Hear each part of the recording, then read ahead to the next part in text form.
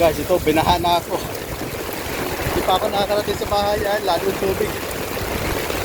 Tapos meron pang kulog.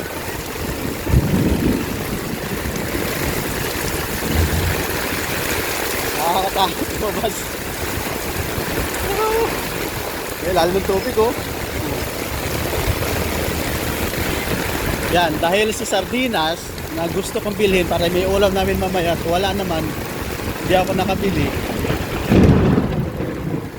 Ito, nabasa na sa ulan. At wala na ako nabili, kundi tuyog na lang.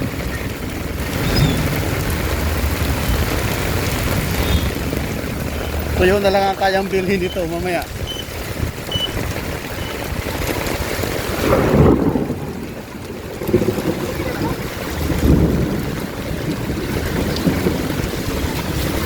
Lalim.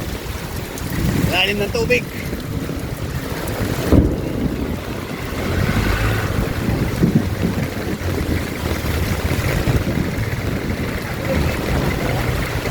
Yan guys, ang lalim ng tubig.